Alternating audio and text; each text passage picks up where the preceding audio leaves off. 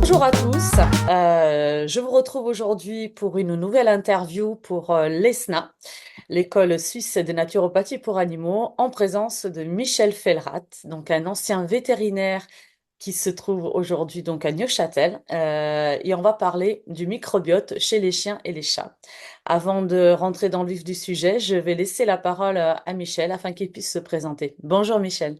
Mais bonjour Carmen, voilà, c'est avec plaisir que je vais un petit peu parler de ce problème de microbiote. Alors, ma formation, si vous voulez, au départ, quand j'ai fait le bac, j'étais très intéressé par les animaux, et puis j'hésitais donc entre la médecine, la biologie. Finalement, j'ai choisi la biologie. À Neuchâtel, l'université proposait une formation où sur le terrain de naturalistes, hein, la botanique, la zoologie, l'écologie, ou de laboratoire avec maths, physique, chimie, biochimie. C'était dans les années où on démarrait dans cette vision d'un monde beaucoup plus complexe. C'était l'ouverture au monde quelque part, 1968, les années 70. Alors, je fais ma biologie à Neuchâtel avec beaucoup de plaisir, c'était super. Et puis après, ben, ma foi, la biologie, c'est une formation, c'est pas un métier. Alors, on était dans ces années où on découvrait le monde, l'environnement, les problèmes de pollution. Et à l'école polytechnique fédérale, il y avait un troisième cycle en génie de l'environnement. Je m'y suis inscrit, je suis devenu là, chargé de cours et j'ai travaillé sur les rivières, sur les milieux lottiques, donc les milieux qui coulent. Et à l'aide de la macrofaune benthique, j'ai mis au point une méthode de détection des pollutions dans les rivières. Au fond, Ah. sans je soignais, si vous voulez, je faisais les diagnostics de santé des rivières. Mhm. Et puis le hasard a voulu que je rencontre une jeune fille. On s'entendait bien, on discutait. Mais quand il s'agit de créer un ménage, où l'idée c'était quand même de faire une famille, mes revenus ne fonctionnaient pas. Enfin, quelque chose ne fonctionnait pas. Et j'étais en partie fonctionnaire. C'était une époque où il y avait un blocage des salaires. Ils ne créaient aucun poste. Enfin, voilà. Il s'avère, et c'est un hasard, que cette fille avait un père qui était vétérinaire. Puis en discutant, on lui dit, bah, écoute, tu soignes des rivières, pourquoi tu ne soignerais pas des animaux? Je dis, bon, bah, d'accord. Et j'ai fait des études de médecine vétérinaire à Berne, en Suisse, donc on les fait en allemand. J'avais 10 ans de plus que les autres, je me suis lancé, mais je vois rétrospectivement, je ne me suis pas rendu compte tout de suite, qu'en fait, j'étais marié, j'avais un enfant, je pouvais me consacrer totalement à mes études. Par rapport à mes copains qui avaient 18-20 ans, qui avaient leurs hormones là qui les dérangeaient, et qui, en fait, avaient des dissipations, des difficultés plus grandes que moi finalement à apprendre. Ce qui n'est pas le cas des filles, hein, elles sont déjà elles sont matures, Ouais, elles ont un mature, travail, plus de elles sont. maturité, bien sûr. Oui, oui, oui, voilà. Là, il y a quelque chose d'étonnant. Bon, je finis mes études et puis je me suis installé comme vétérinaire. Alors, je pense que mon bagage de biologie m'a ouvert les yeux un peu sur bien des aspects de la médecine. Et je c'est peut-être pour ça que j'ai, au fond, essayé de pratiquer avec une médecine de type, disons, holistique, globale, en m'appuyant sur des médecines. Il n'y en a pas tellement dans le monde, hein, en fait. Il y a la médecine ayurvédique, la médecine traditionnelle chinoise, et puis un embryon, enfin, au contraire, c'est un reste, un petit reste de médecine européenne. On le retrouve dans l'homéopathie. Tout le reste a été détruit par notre société, par les, les élites, en fait, qui voulaient avoir le pouvoir et qui ont détruit On a brûlé, semble-t-il, mais c'est le chiffre qui est dit à l'université de Neuchâtel, dans le Moyen Âge, en Europe, 5 millions de sorcières pour éradiquer cette vision de plantes ou de soins qu'on pourrait avoir d'une manière un petit peu parler simple, comme on disait. Et ça, voilà. Alors, j'arrive au bout de ma formation, enfin Votre oui. parcours? Je travaille d'abord en rural, un métier extraordinaire. Euh, Aller nuit et jour dans les fermes, circuler, c'était extraordinaire. Mais rapidement, j'ai vu le monde changer. Le monde agricole a été secoué, voire détruit par la vie quelque part. Et j'ai dû, enfin, je me suis remis, enfin, j'ai ouvert un cabinet pour les petits animaux, ce qui me donne encore là une vision un petit peu globale enfin, des problèmes de santé. Et puis là, j'ai pratiqué une médecine de type holistique et c'est peut-être pas pour rien que je peux ou je me suis intéressé au problème du microbiote. Justement. Voilà. Justement, alors, pouvez-vous nous expliquer ce que c'est que ce grand mot, le microbiote, qu'on entend un petit peu Voilà. de partout aujourd'hui? Et donc, avant, il s'appelait autrement, donc vous allez pouvoir nous expliquer, mais aujourd'hui, donc, on l'appelle le microbiote. Pouvez-vous nous définir donc Voilà. Alors, ce mais terme-là? c'est un monde, hein, c'est un monde extraordinaire. Alors, je vais juste faire quelques petits éclairages pour Mm, essayer de préciser un peu cette notion de microbiote. Alors, c'est vrai qu'il n'y a pas si longtemps, mais c'est 1940, hein, on parlait de flore intestinale. mm. Et puis, tout le monde, même les médecins, tout le monde avait vu qu'entre un steak qu'on mange et puis une crotte, il y avait quand même quelque chose de différent. Et on s'était dit que notre tube digestif fonctionnait bien, arrivait à travailler, c'était extraordinaire. C'est seulement vers les années 1940 qu'on a découvert qu'il y avait peut-être aussi des petites bêtes là-dedans. Et on se demandait pourquoi les vaches rottaient comme ça fort et puis expulsaient des paies. Enfin, on a découvert le métabolisme anaérobie.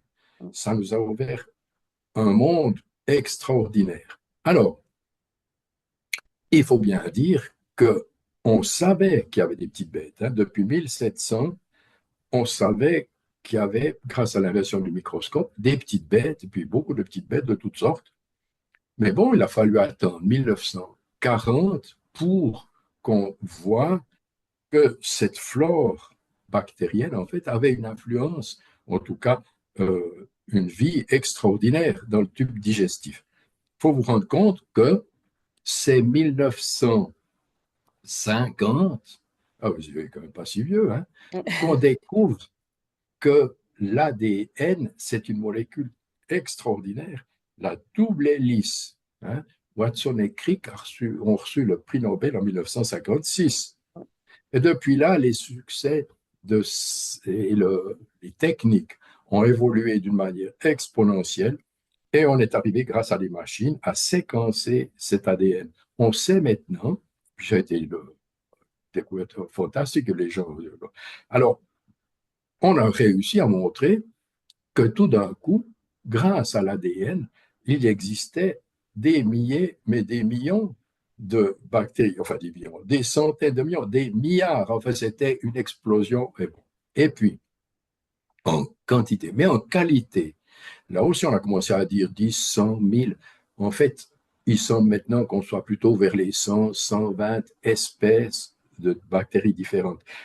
Dans un tube digestif en bonne santé, c'est plutôt une vingtaine de bactéries, d'espèces de bactéries différentes qui sont bien vivantes, bien représentées. Les autres sont à l'état, c'est rare, enfin, mais elles existent. Alors, les, en comparaison, pour vous dire, on découvre ces bactéries dans le digestif, mais on en découvre partout.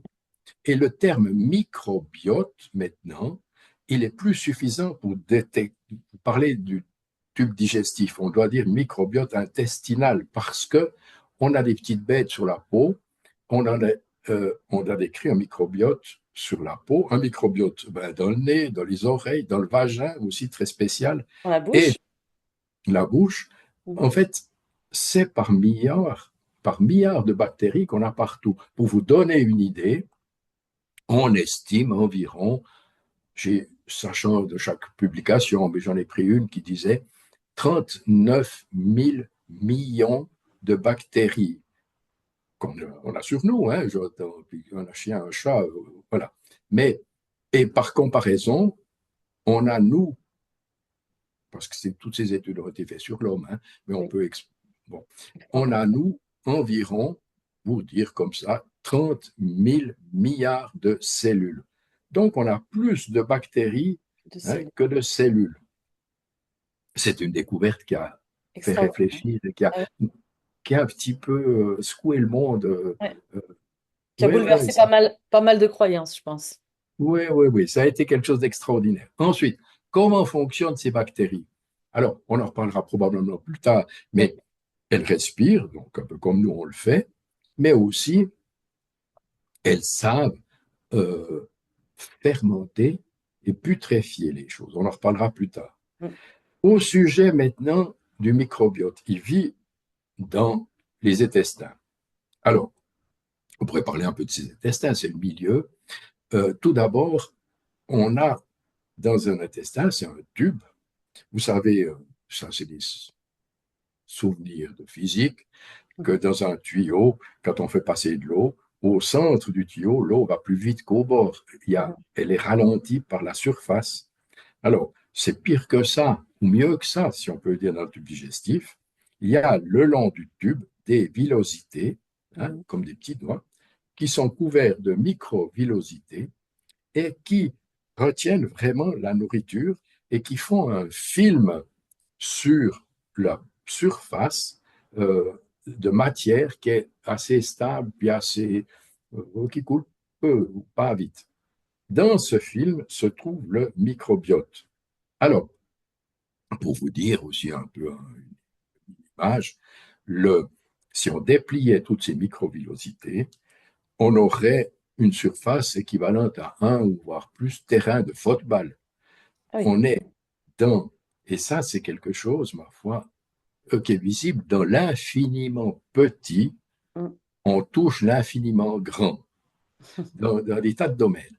Alors, ce film a une vie et actuellement, on parlerait de microbiome, un milieu. Euh, et je pense qu'il faut retenir cette idée du milieu. Oui. Lorsqu'on parlera après du microbiote, on va bien sûr parler des bactéries, mais jamais oublier que le milieu est quelque chose d'extraordinaire et que les intestins, hein, qui sont avec toutes ces microcellulosités, vous avez le film de microbiome, et la vie de ce microbiome a une influence énorme sur l'organisme. Maintenant, peut-être pour la petite histoire, c'est quand même intéressant de voir que la vie ici sur Terre s'est probablement apparue quand une quantité de matière petite s'est entourée d'une pellicule. Il y avait un dedans et un dehors. La vie, elle ne peut pas se manifester sans ça. Avec le temps, mais des millions d'années, hein, Oui. ces petites sphères se sont, hein, complexifiées et là aussi, c'est ma foi le projet de Dame Nature. Vous savez qu'en physique, on dit que tout est détruit, qu'au bout d'un moment, tout repart en entropie. Ben, Mm. la vie, c'est l'inverse. Il y a complexification des choses, puis ça n'arrête pas. Alors, cette cellule s'est bien développée, avait des relations avec l'extérieur, absorbait des molécules, et puis vivaient, il y avait une vraie vie. Ils arrivaient même à se reproduire. Mm. C'est pas rien. Et Dame Nature, là aussi, a dû dire, bon, c'est bien, c'est joli, mais enfin, on pourrait faire plus compliqué. Une cellule, Tant c'est... qu'à tant qu'à faire. Bon, allez, on y va, on fait on a commencé avec 2, 4, 8, 16 cellules, pour finir par des métazoaires, donc un méta, c'est énorme, beaucoup de cellules, c'est 30 000 milliards de cellules.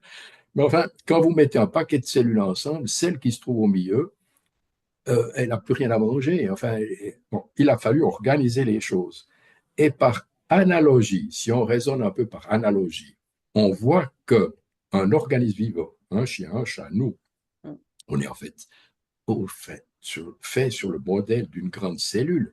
La membrane cellulaire d'une bactérie, on pourrait dire, par analogie, hein, c'est chez nous le rein, le noyau d'une cellule, ce serait plutôt le cerveau, le réticulum endoplasmique, hein, les poumons, les mitochondries, pardon, le poumon, le réticulum endoplasmique, plutôt le foie, les vacuoles. Là, on est dans les systèmes d'excrétion, c'est le côlon. Puis après le lysosome, l'estomac, l'appareil de Golgi, le système veineux. Voilà, je vous dis tout ça pour essayer de vous faire comprendre qu'en fait, on est sur un projet de vie, nous, organismes pluricellulaires, Mm. qui est assez, par analogie, assez semblable à une bactérie. En fait, la vie, elle est comme ça. Et depuis le début, ces cellules ont gardé des relations, elles se parlent, elles s'entraident, et c'est spécialement visible au niveau du tube digestif, où les bactéries du microbiote sont en continuelle discussion, si on peut dire comme ça, avec les cellules du organisme, donc les villosités, s'échangent des informations, s'échangent de la matière, et sont clairement interdépendantes. On a au niveau des bactéries un système qu'on pourrait parler de mutualisme, Mhm. en biologie, hein, mutualisme, c'est l'entraide de tout le monde s'entend. Et puis, tout se passe bien. Mais si on les regarde dans leur milieu avec l'organisme, alors là, on a un autre système, une autre façon de coopérer. En fait, en fait, l'organe, ils s'entendent, tout le monde s'entend, mais il y en a un qui profite. Dans notre société, ce serait un petit peu la démocratie, hein. Il y en a qui profitent du système. Mm. Il y a des Alors, opportunités.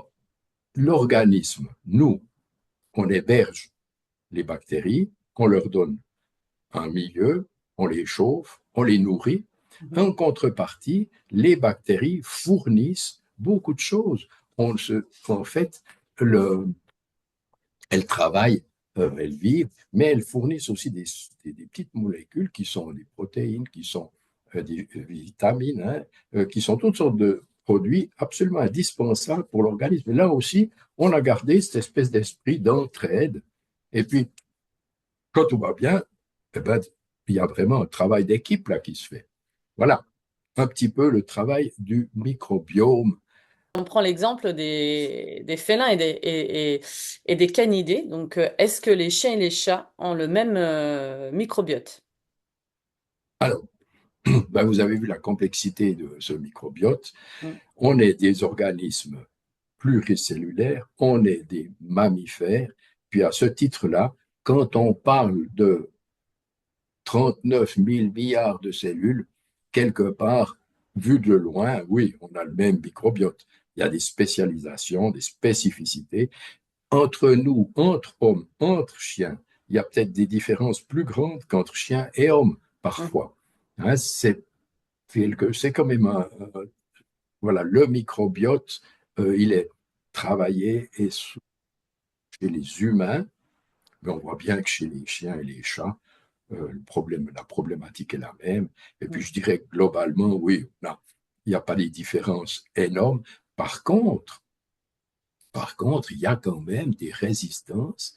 Et là, on travaille dans des domaines qui sont nouveaux aussi. On a des problèmes, par exemple, d'immunité, où il y a des bactéries qui vivent très bien chez le chien, le chat, puis mal chez l'homme, et l'inverse aussi. Mhm. Euh, et là, on a l'application du système immunitaire qui vient encore complexifier tout le truc. Et justement, qu'est-ce qu'on peut apporter? Alors, qu'est-ce qui va faire la différence justement pour garder une bonne immunité, pour faire en sorte qu'on soit en bonne santé. En tout cas, quand je dis on, c'est les animaux. puisque vous faites le lien entre un bon microbiote et l'immunité. Donc, qu'il Voilà. faudrait pour qu'on puisse les maintenir en bonne santé? Alors, le rôle des bactéries dans tout ça, mais il est énorme, hein. Pour résumer, on peut dire qu'il est fait un apport de nutriments, donc il apporte des molécules, il apporte de l'énergie par la fermentation, par la putréfaction, il protège aussi des organismes pathogènes, il Mm, forme le microbiote, une espèce de société, ils sont entre eux, puis quand il y en a un truc qui vient, il le chasse. mm, Mais ça marche en général, mais pas toujours.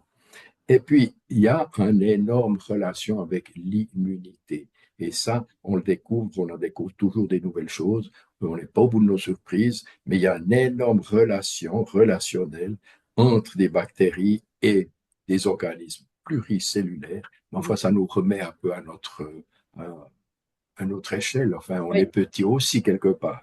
Alors, on a encore quelque chose dont on n'a pas non plus parlé, des régulations niveau du système nerveux, hein. Mm, Et là, peut-être qu'on en parlera plus tard. oui. Alors, pour répondre à votre question, la problématique, elle est très liée à l'alimentation. En fait, le microbiote, il vit aux dépens de ce qu'on lui donne. Mm, Il fait du mieux qu'il peut, mais enfin, si l'alimentation tout d'un coup est déficiente, le mm. pauvre, il n'arrivera pas à survivre. Donc, Voilà. Oh, une alimentation adaptée. Alors, on va pas rentrer dans un débat industriel naturel, sachant que de toute et façon, quand même, on pourrait quand même, parce que on peut quand même. Bon, bah oui, d'accord. oui, oui, oui, le Alors, sujet est j'en passionnant. Non, non, profite. non, Ah non. ben oui, moi ça me passionne, mais bon. Bon, alors il faut en parler. Allons-y alors, Oui, industriel, oui, il faut pas. naturel, qu'est-ce qu'il faut à ce microbiote alors? Alors, au niveau de l'alimentation, nous, humains, on a un système de vie qui fait qu'on cherche toujours à gagner plus d'argent. Mm, Mais pour gagner plus d'argent, il faut réduire quelque chose d'ailleurs. Enfin, on le fait au détriment de la nature, au détriment de la qualité quelque part. Dans l'alimentation, c'est bien net. Et on a découvert les mécanismes qui font qu'on peut se nourrir ou comment on se nourrit. Tout de suite, les industriels, on va dire comme ça, mm, ont trouvé l'astuce pour en fait déjouer un petit peu les projets et puis la vie. L'idée pour eux, c'était par exemple de faire de la nourriture qui reste dans des sacs, dans des boîtes, eh bien, des années. Si, tandis que la nourriture que vous avez sur un plan de travail, hein, à la cuisine, un steak, au bout de 3 jours, il a mauvaise mine. oui. Alors, tandis que la nourriture en sac, on peut la tenir très longtemps. Comment est-ce qu'on fait ça? Eh bien, on emploie différents produits chimiques qui bloquent les réactions de destruction, d'oxydation de la matière. Mm, Mais pas seulement, on met aussi des produits qui empêchent les bactéries de travailler et de vivre. mm. Et dans un sac, on est assez content, 2 ans après, on peut toujours prendre la nourriture, elle sent un petit peu, mais enfin, euh, elle est encore là. Eh bien, imaginez que cette nourriture arrive dans le tube digestif. Elle est indestructible dans le sac. Est-ce qu'elle ne le serait pas aussi un petit peu dans le tube Mm. digestif? Est-ce que la microfaune, le microbiote, hein, il ne rencontre pas la même problématique? Il se fait intoxiquer, il se fait bloquer. Enfin, bon, les mécanismes de digestion vont mal. Et une chose que vous pouvez observer, quand vous donnez à manger de la nourriture industrielle, il ressort des crottes généralement très grosses. Mm. Et plus, Ça et veut, plus, et plus souvent. et puis plus souvent, ça Mm, veut simplement dire que plutôt que de mettre de la nourriture très digeste, mais qui est chère, on met des produits qui en quantité font du poids. C'est un sac de 5 kilos, mm. mais en fait, c'est des nourritures de peu de valeur. Et peu de valeur, ça signifie en général pas digeste. Donc, elles ressortent et vous avez d'énormes sels très souvent. Et puis, euh, les bactéries, ma foi, elles font du mieux qu'elles peuvent, mais elles sont quand même extraordinaires. Elles arrivent quand même à vivre, à survivre à tout ça. En Alors, fait, ce que vous êtes en train de nous dire, c'est que finalement, une alimentation industrielle va les remplir et non pas les nourrir, puisque ça n'a pas beaucoup de valeur nutritionnelle, nutritive. Et donc, en fait, ce qu'on va leur donner, on va retrouver, alors pas 100%, mais peut-être 70%, 80% dans les selles, qui en plus, très souvent, sont malodorantes parce qu'elles vont putréfier oui. dans les intestins. Donc, en fait, on est en train de dépenser de l'argent au kilo pour un poids quasiment identique qui va ressortir dans les jardins. Alors, là, vous avez un énorme problème de sociétal. En fait, on ne faut pas mélanger les personnes morales et les personnes physiques.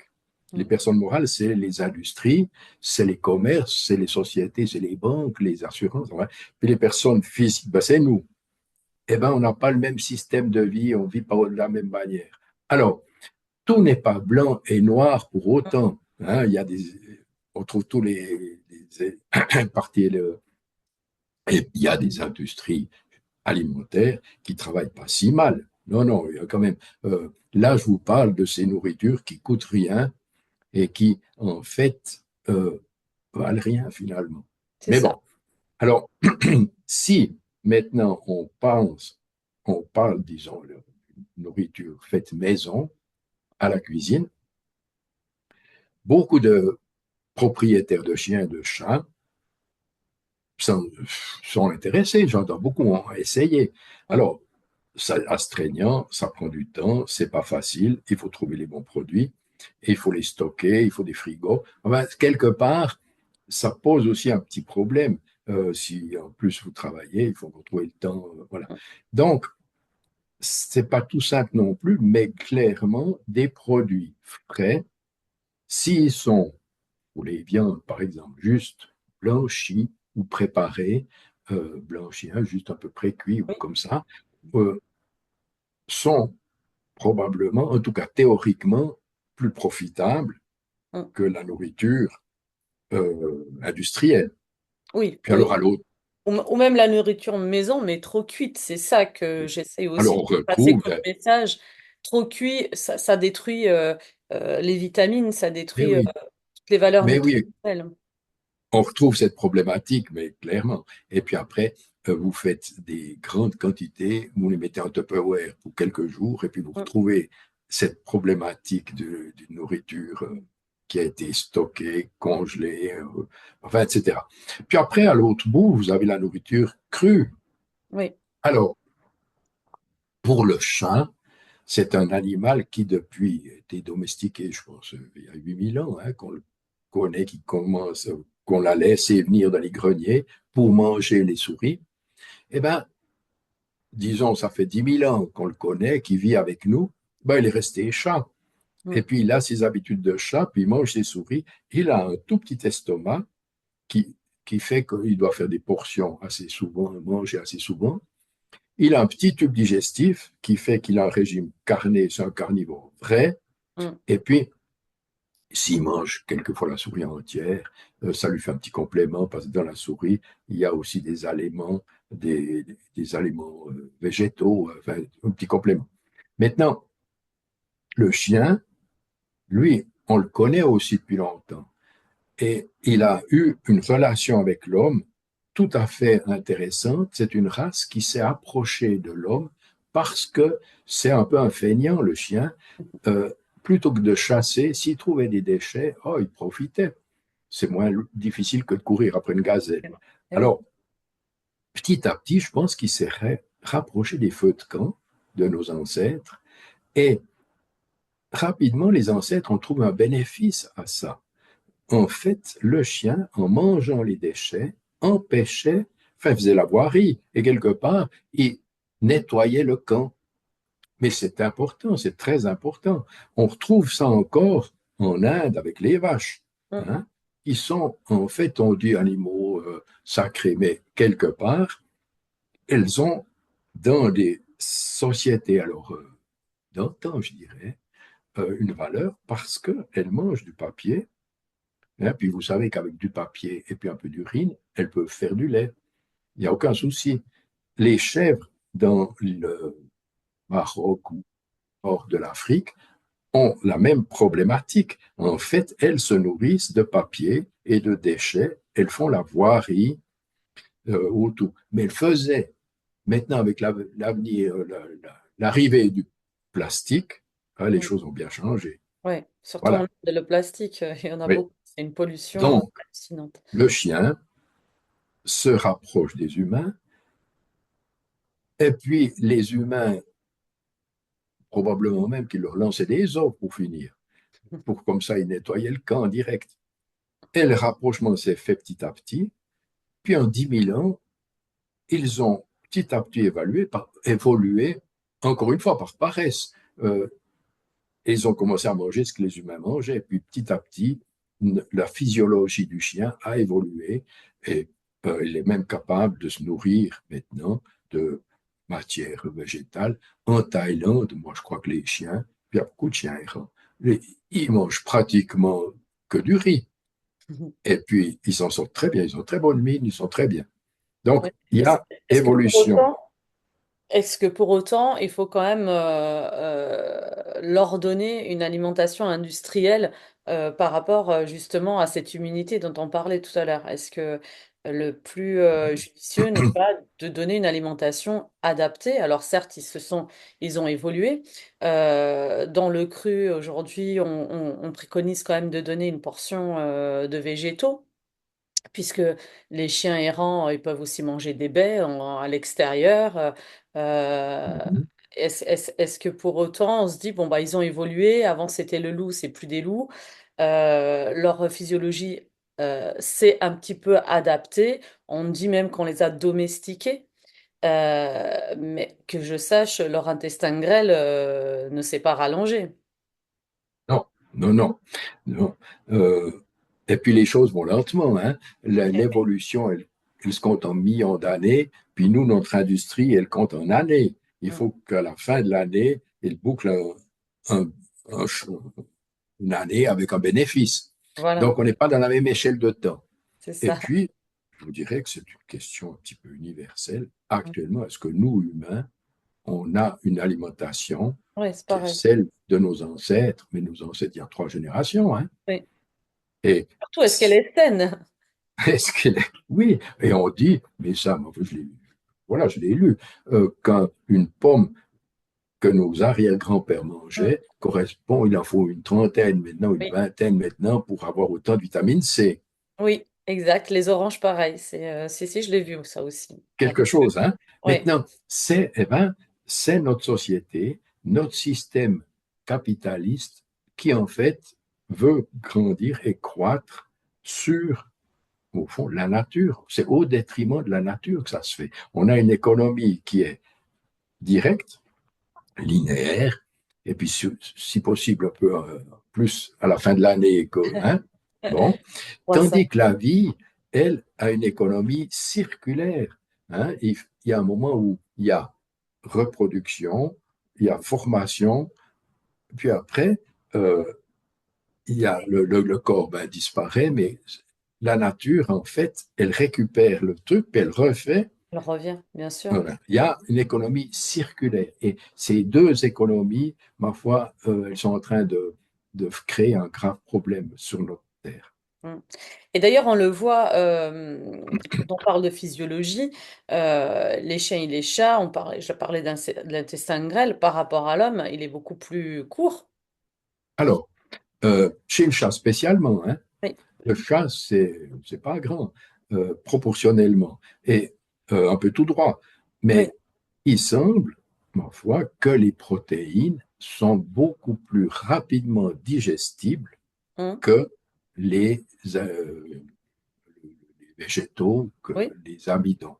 À ce titre-là, si vous voulez, juste comme ça pour l'image, le ruminant, il a dû inventer un sac avant l'estomac pour Mm. prédigérer les choses et ça lui met des heures pour en fait préparer les aliments qui vont après aller dans l'estomac. Les végétaux, c'est beaucoup plus lent et long à digérer. Mais alors, c'est beaucoup plus efficace d'un point de vue énergétique. Oui. Mais Là, Mais c'est pour ça que, par exemple, quand on préconise des végétaux au niveau du chien, bien que le chat, aujourd'hui, on puisse en donner un tout petit peu aussi, on préconise de la purée de légumes parce que ils n'arrivent pas à les digérer, les légumes. Donc, si on donne un morceau de carotte, on va la retrouver dans les selles. La manière de donner du végétal à un carnivore, c'est de donner la fibre, mais qui est cassée, en fait, avec le jus qu'on en extrait, qu'on va mélanger à la viande. Alors après, on peut faire du mi-cuit, ce que vous disiez tout à l'heure, donc à peine cuit. Alors moi, je préconise la cuisson à la vapeur douce en dessous de 95 degrés pour préserver justement tous les nutriments de la viande. Mais pour revenir donc à cet intestin, donc à ce grêle, donc quelle est pourquoi quelle est la particularité pardon d'un intestin court et d'un intestin long, d'un grêle court, d'un grêle long. Donc là Oui, on a oui. des temps de digestion. Bon, alors, la problématique, mais oui, elle existe et puis on peut en discuter des heures. Moi, Mm. je pensais aussi intervenir à ce sujet quand on parlera de comment soigner le microbiote. Mais Oui. enfin, on pourrait, juste pour ouvrir un peu le sujet, vous dire que les organismes vivants sont faits de glucides, c'est les sucres, l'amidon, et puis les arbres hein, sont aussi la lignite, hein, sont aussi dans la famille des glucides, Mhm. mais indigestes. Hein. Oui. Euh, et puis, on a des protéines. Pour faire le corps, on a besoin, c'est nos briques, hein, qui, comme on dit, pour faire l'organisation, puis la physiologie, tout ça, c'est des protéines qui ont des petites molécules avec de l'azote. Et puis, on a aussi les graisses, qui sont en fait aussi une classe de produits assez extraordinaire. Alors, les bactéries peuvent digérer tout ça. Par fermentation, on a la digestion des sucres. Mais ça, c'est fait maintenant. Imaginez que dans le temps, puis je vous parle d'il y a de millions d'années, il n'y avait pas d'oxygène dans l'air. Hein, donc, la respiration, c'était pas un problème. Enfin, c'était pas possible. Par contre, il y avait des produits qui étaient biodégradables et qui faisaient ou qui produisaient de l'énergie. Pour vous donner une idée, la molécule qui est au cœur, au centre de tous ces problèmes énergétiques, c'est l'ATP, hein, Mm. l'adénosine triphosphate. Oui. Alors, qui se, qui se sépare en phosphate et ADP, adénosine diphosphate, qui libère un électron, qui libère de l'énergie. Et quand on fait de la fermentation, de la putréfaction, Mhm. la réaction dégage 2 ATP. Quand on fait de la respiration, on en dégage 32. Donc le processus est vraiment beaucoup plus efficace. Oui, mais il a fallu attendre que nos végétaux, les végétaux, fassent de l'oxygène pour inventer après ce mécanisme. Mm. Et ça, au fil du temps, ben, il a fallu attendre. Voilà. Alors, pour revenir à notre microbiote, il est en anaérobiose, il emploie les problèmes de fermentation, de putréfaction.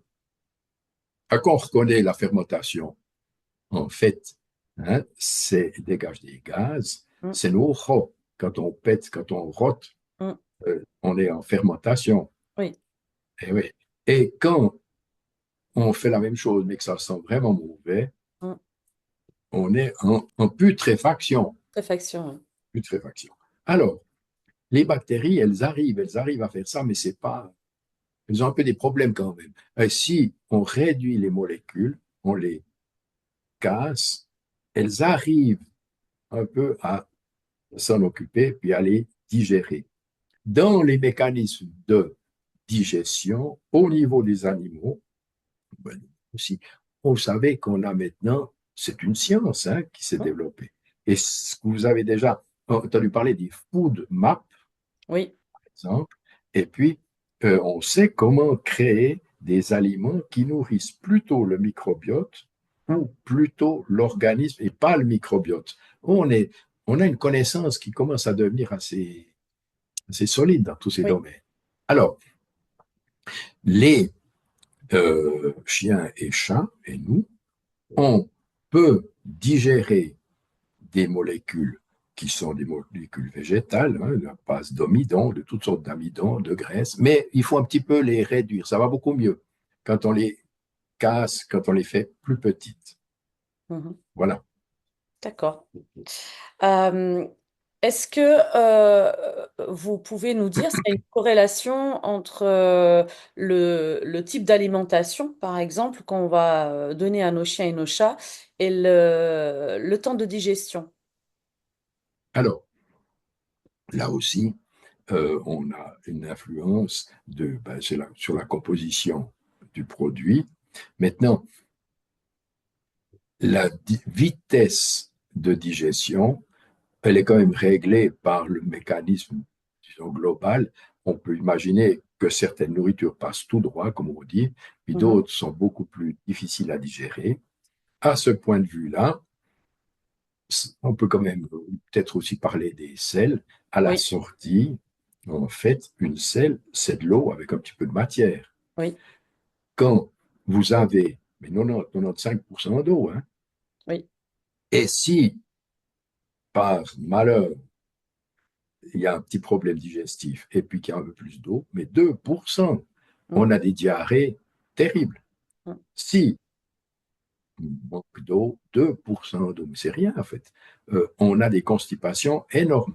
Donc on a des mécanismes très fins de régulation de la digestion.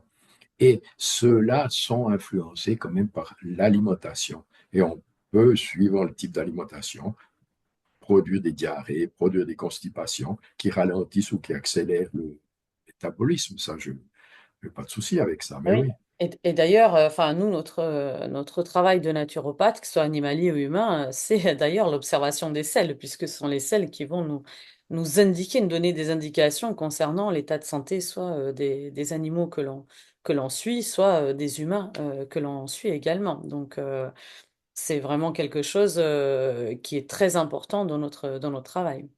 Alors, mais je dirais même plus ça, essentiel. Lorsqu'on a une vision un peu holistique, globale de la santé, les sels sont quelque chose d'absolument extraordinaire. En homéopathie, si jamais quelqu'un s'intéresse à cette problématique, cette vision, Quiquendon, par exemple, hein, qui est Mhm.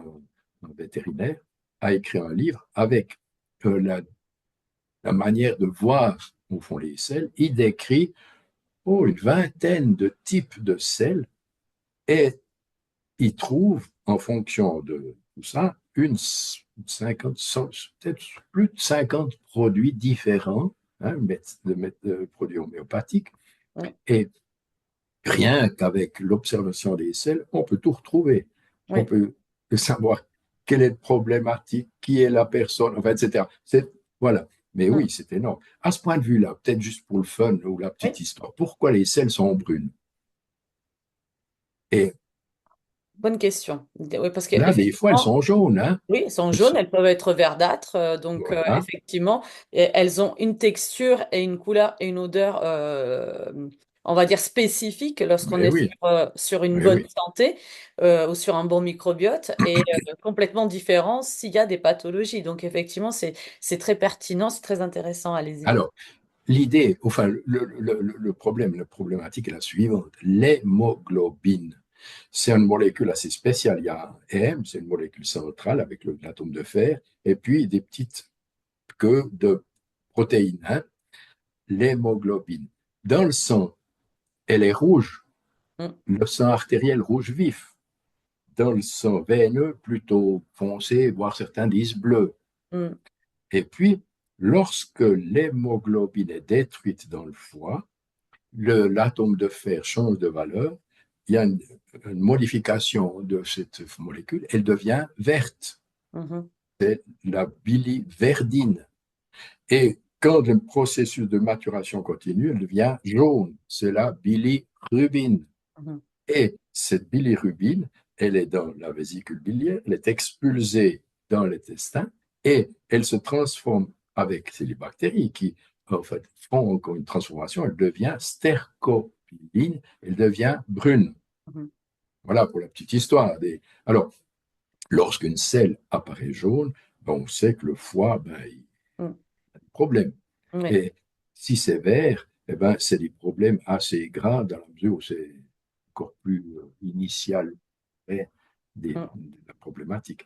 Euh, voilà pour la petite histoire Ouais, de la couleur des c'est très selles. bien. C'est très bien de l'avoir suggéré, abordé, parce que c'est une question effectivement essentielle à laquelle il faut penser lorsqu'on on se lance dans cette activité-là, parce que c'est une des premières choses, je dirais, qu'il faut regarder. C'est pour établir un pré-bilan de l'état de santé de l'animal, il faut pouvoir observer les selles, pas sur une journée uniquement, mais et lorsqu'on met des protocoles, des processus d'accompagnement en place, pouvoir suivre l'évolution justement de la texture, de la couleur des selles, c'est très important.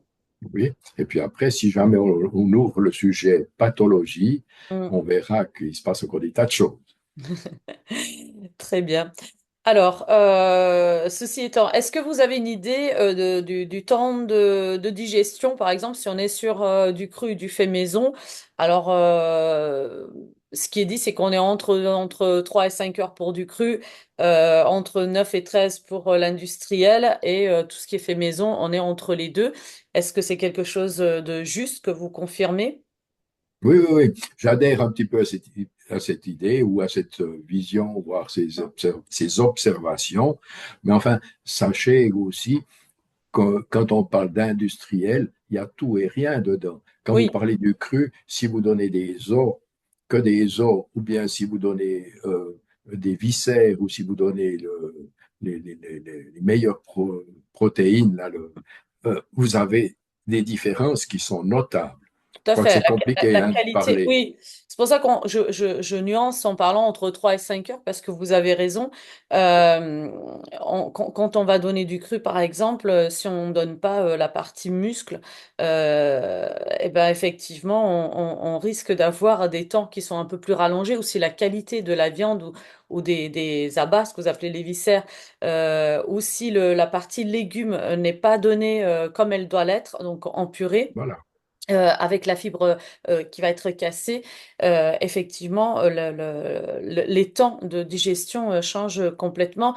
Et pareil dans l'alimentation industrielle, bien entendu, on va avoir des choses un peu plus qualitatives que Voilà. d'autres. Et c'est pour ça qu'on ne peut pas dire c'est 9 heures, on a des créneaux qu'on donne et qu'on nous donne à titre informatif. Oui, oui, il faut garder ça comme des indications. Et puis, Exactement. mais chaque chien est différent, enfin, etc. Alors, mais des problèmes indicatifs, ça, jusque-là, je suis d'accord. Oui, ce sont des indications, effectivement. Oui, Très bien. Alors, on a parlé tout à l'heure donc du lien entre microbiote et immunité, et que bah, l'alimentation avait un rôle à jouer également. Il y a également les émotions, puisque de toute façon l'intestin est relié au cerveau. Je pense que chez les animaux c'est pareil que chez l'homme. On va peut-être juste en parler un peu quand même, parce que c'est important, puisque les animaux absorbent les émotions de leurs humains. Et donc même parfois avec une très très bonne alimentation, on a quand même des troubles, des pathologies au niveau intestinal qu'on trouve chez les animaux, mais ça ne vient pas forcément que de l'alimentation. voilà. Alors là aussi, le problème ou la problématique, elle est bien connue et toujours plus étudiée. Au départ, on disait, on avait l'âme, l'esprit, euh, le corps. Oui, on avait organisé tout ça et puis, bien sûr, qu'on pensait puis qu'on influençait le tube digestif. Maintenant qu'on a une connaissance quand même de physiologie un peu plus marquée, on voit que le tube digestif est peut-être à la base, mais c'est l'interface avec l'environnement et c'est aux limites des systèmes que les choses se passent. Et le tube digestif, il a une relation très nette, il a une importance essentielle avec tous les mécanismes, avec tout ce qui se passe. Le poumon aussi, a noté que, mais on va parler que du tube digestif. Alors, quelque part, le, on a découvert que ce tube digestif fonctionnait avec des tas de mécanismes étaient très compliqués. Et en fait, on s'est aperçu, en découpant un peu les tubes digestifs, qu'il y avait des cellules nerveuses, qu'il y avait des nerfs, tellement même qu'on a fini par dire, oh, mais il y en a autant qu'au cerveau. Et en physiologie, on s'est aperçu que ce qu'on avait décrit comme des flux, on avait vu des nerfs, on avait vu le nerf vague, hein, qu'on avait décrit assez vite, on pensait que de cerveau, hop, il allait commander les viscères. Puis maintenant, on se rend compte que c'est pas vrai, c'est un peu l'inverse. Il y a plus de flux qui montent des viscères vers le cerveau que l'inverse.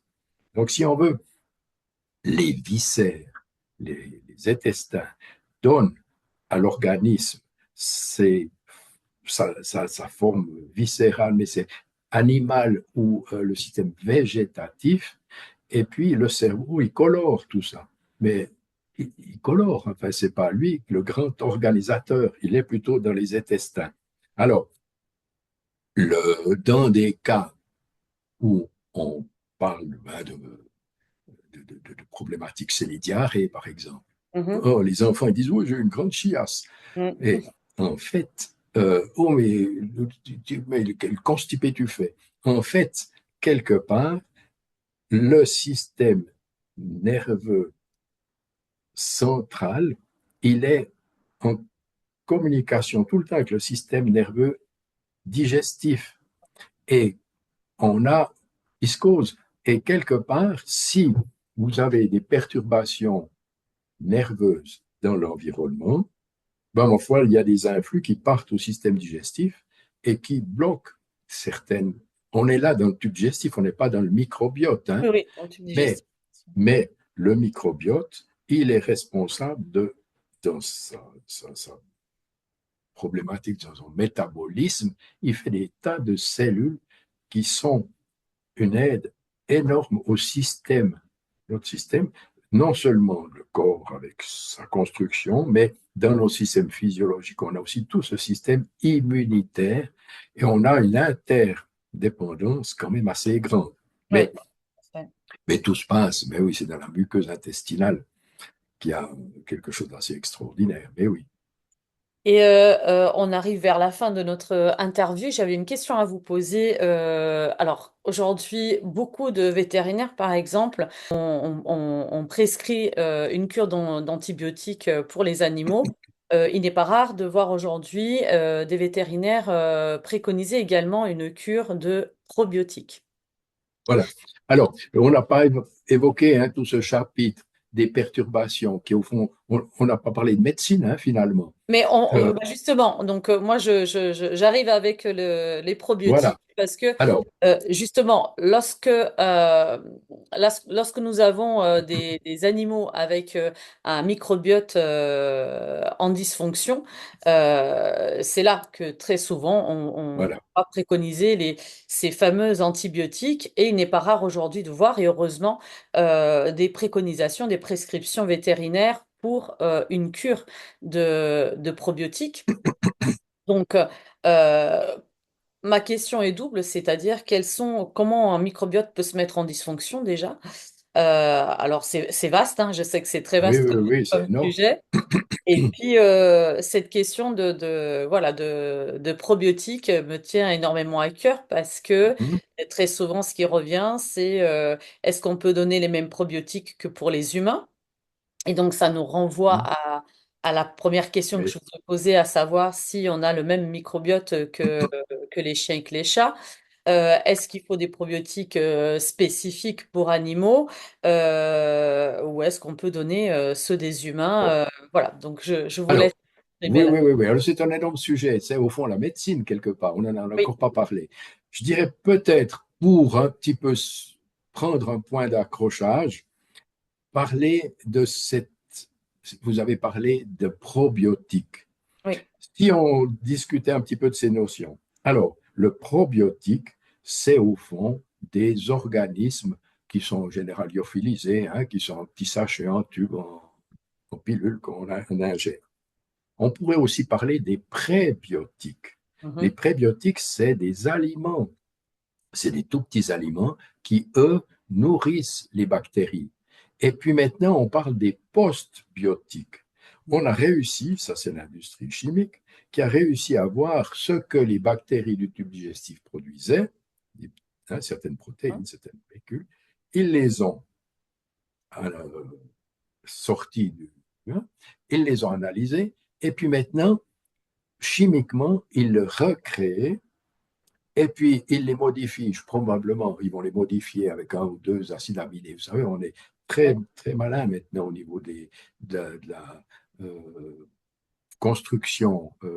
Vous avez vu les vaccins oui, tout Covid, à on a fait. vu, on connaît un. Ils arrivent à modifier un petit peu la molécule de telle manière qu'elle soit bizarre ou spéciale, voire brevetable. Mm. Et on aura tout d'un coup des médicaments produits par ces grandes industries chimiques Mm. pour en fait recréer la flore ou en tout cas aider à la santé. Alors, quand on a un tube digestif en bonne santé, tout va bien, il n'y a pas de problème. Tout d'un coup, vous avez une diarrhée. Mais c'est la tourista, hein, c'est des trucs, voilà, ça peut être beaucoup plus grave.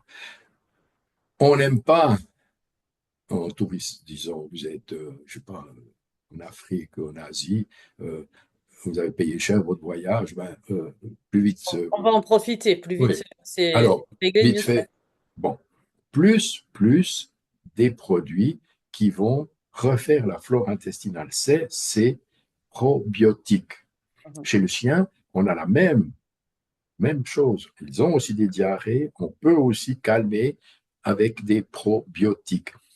Que je sache, pour avoir lu, ou disons, pour en avoir employé, pour avoir regardé toutes ces compositions, qui ne sont pas très différents des, entre humains, chiens, chats, les streptococcus, des bactéries assez connues, en fait.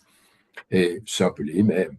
C'est quand même, non, c'est un peu les mêmes. Alors, on bloque la, la diarrhée, on est dans le microbiote à fonctionner. Puis, comme on a en général des bactéries toxiques, des bactéries qui n'ont rien à faire là, effectivement, hop, antibiotiques, mais il faut savoir qu'elles tuent non seulement les bactéries qu'on n'aime pas, mais enfin tout le reste avec. Oui. Et on a pu montrer qu'il faut des fois des semaines pour remonter, refaire la flore. Et parfois même, ça ne marche pas. Hein, mais ça, c'est une problématique microbiote. Les enfants nés par césarienne probablement n'ont pas le même microbiote que les enfants nés par voie basse. Enfin, c'est une énorme problématique. Alors, on est en tourista, on donne des probiotiques, on donne des antibiotiques. Ben, normalement, dans les 3 jours, l'affaire est faite. Si vous continuez à donner des probiotiques, vous allez installer une flore bactérienne parce que ces probiotiques, c'est des bactéries qui se multiplient très, très vite. Les Streptococcus faecae, et puis d'autres encore, sont des bactéries qui vont à toute vitesse. Alors, vous avez ce qu'on appelle une dysbiose. Et c'est au fond une flore intestinale artificielle qui ne peut pas rester et qui doit, dès que vous arrêterez de donner des probiotiques, elle va disparaître. Et vous allez retrouver des problématiques de diarrhée, constipation, enfin, il faut refaire toute la flore intestinale. D'où l'idée de bien séparer aigu et chronique.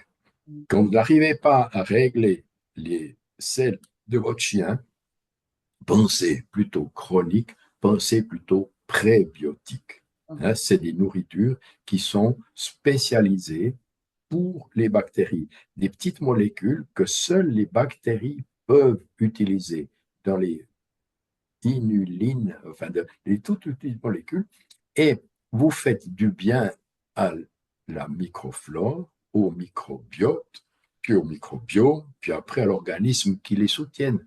D'accord. Et voilà, Donc l'idée, c'est ça, c'est en crise aiguë, on va plutôt favoriser des probiotiques et oui, en chronique, on va favoriser les prébiotiques. Les oui, prébiotiques, c'est ce qui vient nourrir les probiotiques, puisque ce sont les bonnes bactéries. voilà, D'accord. voilà. Alors, on a des toutes vilaines bactéries qui sont capables de détruire ce microbiote, qui arrivent après les microvillosités sont à proximité de ces bactéries, qui en fait pénètrent ou qui vont contre la villosité, qui produisent un phénomène d'inflammation. Et une des conséquences de cette inflammation, c'est une augmentation de la porosité des membranes de l'intestin. Les bactéries peuvent directement traverser la paroi intestinale, et puis là, on commence à avoir des vrais problèmes. Alors, aujourd'hui, enfin, j'ai eu plusieurs cas. La maladie de Crohn existe également chez les animaux, notamment chez le Oui, chien. mais oui, mais oui, on peut s'y attendre. En fait, ils souffrent aujourd'hui un peu des mêmes maladies de civilisation que nous, donc de par l'alimentation. Peut-être que les mêmes causes produisent les mêmes effets. Très bien. Alors, parlons donc médecine et, Oui, euh, et dites-nous quelles sont les causes d'une dysfonction au niveau du microbiote. Qu'est-ce qu'on on peut retrouver? voilà. Alors, on part de l'idée que tout va bien, le microbiote est fonctionnel, il est hein, c'est des millions, des milliards de bactéries, tout fonctionne bien. Si vous le perturbez, mais on peut le perturber par des voies chimiques, hein, il y a des produits chimiques tout simples qui, au fond, ne sont pas très bons pour la microflore. Et il y a des produits vivants, c'est des bactéries. Et là, on a tous ces problèmes avec la nourriture qui est contaminée. On a aussi des problèmes nerveux. Donc, le microbiote, il est soumis à des tas d'aléas. Et si on ouvre un petit chapitre au niveau pathologie et des problèmes infectieux, on a certaines bactéries qui sont vraiment méchantes hein, et qui peuvent pénétrer par les intestins, traverser la paroi intestinale et puis après tuer l'organisme. C'est pas le but. En fait, c'est un peu bête de tuer l'organisme parce qu'il se tue avec Oui, oui, quelque part. Les plus malines, elles sont en voie chronique. Et chez le chien, on a par exemple un petit animal, on pourrait parler si vous voulez, Giardia, qui commence à être, euh, c'est plus un protozoaire hein, oui, qu'un- qu'une bactérie, qui en fait a des stades de résistance et qui peut vivre comme une petite bête, elle a des filaments, elle bouge, hein, tout. Et puis là, elle n'est pas très méchante, mais elle peut aussi, quand il y a un danger, se mettre ou créer ou sécréter des petites spores, c'est des stades de résistance, qui se crochent dans les muqueuses, qui se crochent dans le, peut-être plutôt assez haut dans le duodénum, et quand la les, la situation générale est défavorable ou quand, enfin, plus favorable pour eux, hop, ils ressortent et puis ils créent une infection. Et la giardiose, dans nos élevages de chiens, devient une vraie problématique parce que ces spores, dans les selles, elles sont comme évacuées par l'air, elles sont dans un élevage, on va toujours ramasser les selles, ils sont un peu partout, donc le sol est contaminé. c'est Et puis, contagieux. les jeunes sont contaminés, on achète des jeunes chiens des meilleurs élevages et en fait, ils sont porteurs de cette... et ils ont, c'est lourd à gérer cette Oui, problématique. tout à fait. Oui. Giardia, c'est énorme. Et puis, euh, pour ceux qui ont déjà entendu parler de parvovirose, Oui. c'est aussi un... Là, c'est une... C'est un fléau. Oui. C'est extraordinaire. C'est des diarrhées qui sortent, mais comme des obus, hein, ça explose, ça va se coller contre les parois de la maison, Mm. et c'est puant, et souvent le chien en meurt. Oui. On a des débats, mais tout ça, on peut, au fond, ce serait un peu à contrôler avec des mesures d'hygiène. Alors, dans une approche, je dirais, un peu holistique, on recourt aux bactéries, aux antibiotiques, on recourt à ces méthodes lourdes lorsqu'on est dans l'aigu. À laisser mourir le chien, il faut le sauver. Bien sûr. Mais pour le garder en bonne santé, il faut être attentif à des choses comme l'hygiène. L'hygiène est essentielle quelque part. Puis finalement, euh, c'est quelque chose d'assez simple. Enfin, faut gérer ça. Et puis, une bonne alimentation. Mais avec ça, on résout les problèmes en chronique.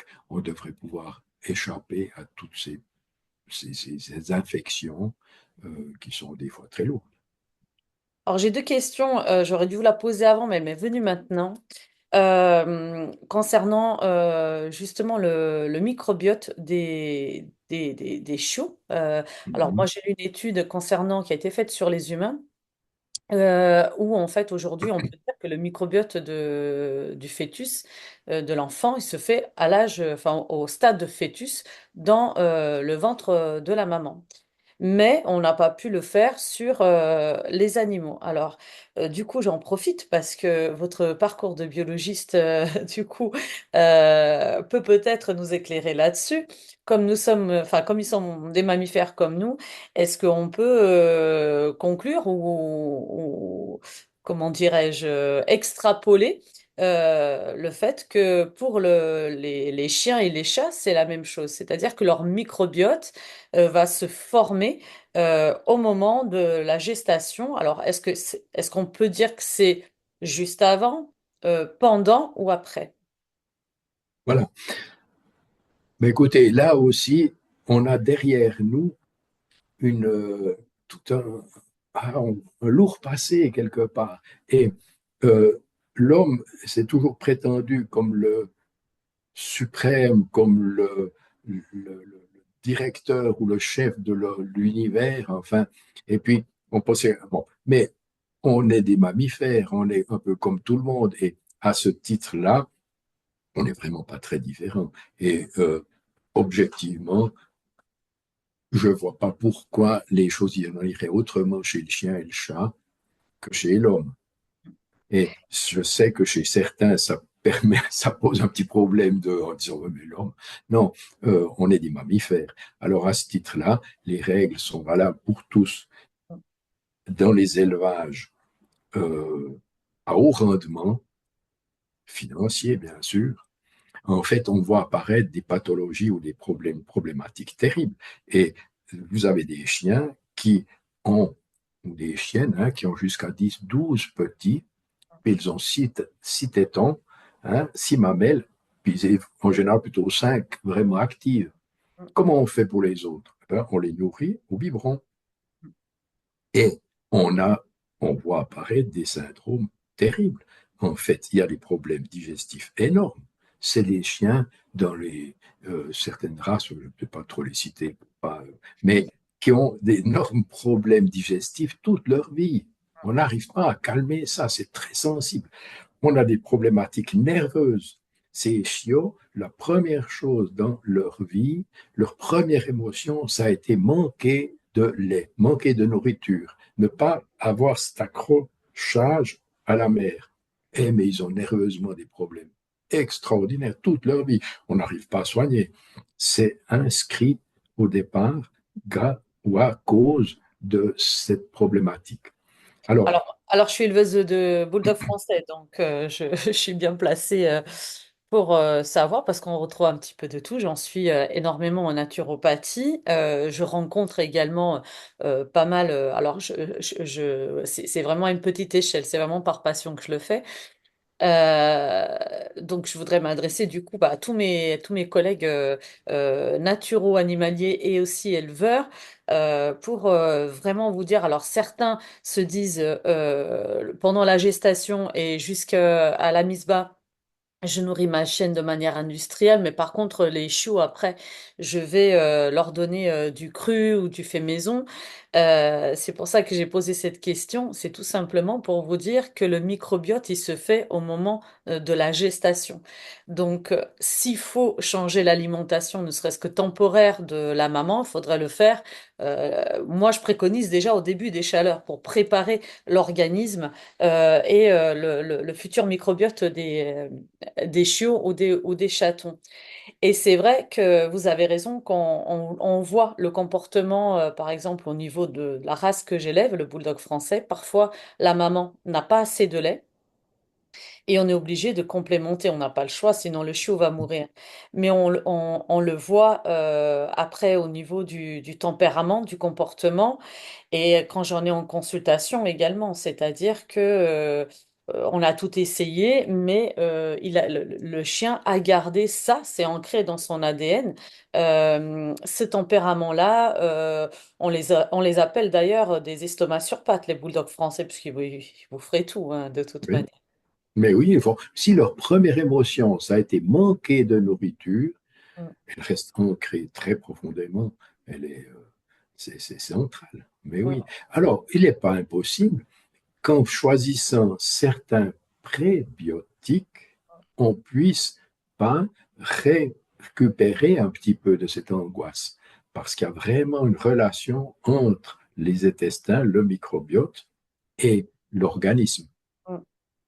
Les émotions, bien sûr. Très bien. Alors la deuxième question, c'est pareil, elle m'est venue après, mais parce que c'est quelque chose que j'entends souvent, et je voudrais savoir s'il y a juste une réponse ou s'il y en a plusieurs. Souvent on dit, bah mon chien, il mange ses selles, ou il mange les selles des autres. Et donc souvent la réponse qu'on entend, même sur les réseaux par des vétérinaires qui sont un petit peu médiatisés, c'est que il manque souvent de choses essentielles. C'est pour ça qu'il va chercher dans les selles et notamment souvent j'entends dire il manque de probiotiques. Alors est-ce que vous avez une piste ou des pistes pour éclairer ces, ces humains propriétaires d'animaux ou qui cohabitent avec des animaux et qui sont désespérés et qui disent pourquoi est-ce qu'il y en a un qui mange le sésame systématiquement ou par période et puis les autres non. Mhm. Alors, ben oui, quand on aborde un sujet de ce type, il ne faut pas se focaliser sur une piste, et puis on la suit, puis au bout d'un moment, on oublie toutes les autres. Mm. Si on fait un peu une approche un peu multifactorielle, on voit qu'il y a beaucoup d'influences possibles sur ce mécanisme, sur ce comportement. Un mécanisme qu'il ne faudrait pas oublier, aussi très simple, c'est simplement l'aspect de propriété. Quelque part, en mangeant les selles, le chien récupère son territoire. La selle est indispensable dans la vie sociale, indispensable. Elle est utilisée pour marquer son territoire. Vous avez déjà vu des petites crottes hein, sur un caillou. Le renard marque son territoire tous les mammifères, en fait. La selle a une valeur énorme. Et si, de nouveau, pour des raisons globales, ben, d'élevage ou de je ne sais pas quoi, il est brouillé dans son évolution, il est probable que les selles deviennent une espèce de quelque chose. Il y pense trop, en fait. Et en mangeant les selles, en général, à mon sens, il essaye de mais inconsciemment, j'entends, Oui, parce que c'est un comportement dévié, mais derrière, il y a cette histoire de territoire. C'est aussi essentiel hein, chez les animaux, quels que soient les mammifères. Hein. ça peut Donc, être il y a considéré aussi comme une protection de ressources. un complément. Disons, normalement, le chien en liberté marque avec ses aisselles. Et puis, écoutez, moi, j'ai eu chez moi dernièrement un chien que j'ai réprimandé. Il venait faire ses crottes devant mon portail. Mhm. Et avec, enfin, j'entends, tu me fais chier, c'est, c'est connu, j'entends. Donc, on a un énorme d'énormes facteurs dans les problèmes de comportement. Puis après, si on va dans les problèmes alimentaires, alors là, c'est un peu pas si on peut vraiment dire, mais on le pense, puis on le voit, enfin, j'entends, mais est-ce qu'on peut l'affirmer scientifiquement? qu'en fait, le chien, dans les crottes, va rechercher quelque chose qui lui manque. Mm. Ça me paraît un petit peu possible, mais enfin, le microbiote, il est assez malin. Quelque part, vous avez dans le tube digestif des bactéries qui savent s'en sortir, qui savent lutter, qui savent se défendre. Euh, Jusqu'à un certain point, on transpose des images ou une vision du monde sur cette problématique, je crois. Mais enfin, c'est très désagréable quand un chien commence à manger toujours ses crottes. Mm. Et je pense qu'il faut, pour arriver à lui faire comprendre que non, c'est pas facile. Ouais, d'accord. Donc, c'est pas juste, encore une fois, c'est pour ça que je vais demander s'il y avait une piste ou des pistes, parce qu'il me semble effectivement que c'est multifactoriel. Ça va dépendre de l'environnement, ça va dépendre du moment où comment ça s'est fait l'adoption, ça va dépendre également de l'éducation que le chiot il a reçue par l'éleveur et sa place au sein du foyer. Donc, effectivement, ça dépend d'énormément de choses. Alors, il arrive aussi qu'il mange les selles d'un autre déjà présent, pas forcément les siennes ou celles des chats, par exemple. Donc, effectivement, il y a un petit peu de tout. Et encore une fois, là, pour le coup, c'est vraiment une approche holistique, puisqu'il y a du comportement, il y a de l'éducation, il peut avoir de l'alimentation, il y a des émotions. Donc, il y a beaucoup de Si j'ose facteurs. juste vous interrompre là sur ce sujet, vous parlez avec les mots d'un humain. On est éduqué, nous, à pas manger nos crottes, à pas mettre les doigts là-dedans. Donc, on a une répulsion qui est vraiment lourde, hein, qui est faite depuis la nuit des temps, enfin, depuis notre naissance. On nous a appris qu'il ne fallait pas trop tripatouiller les crottes. Donc, quand on voit un chien faire ça, ça nous crée aussi à nous Oui, un sentiment un peu curieux. J'entends, on oui, est tout mal à fait. là-devant.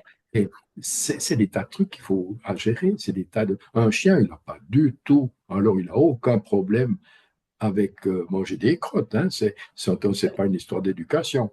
Ça peut Euh, être des codes, comme quand ils se disent bonjour. Alors, nous, c'est sûr que quand on connaît pas les codes, quand on voit comme ils se disent bonjour, ça pourrait, souvent, ça fait exactement la même chose chez l'humain. C'est arrête de renifler, viens ici, mais oui, vous avez raison.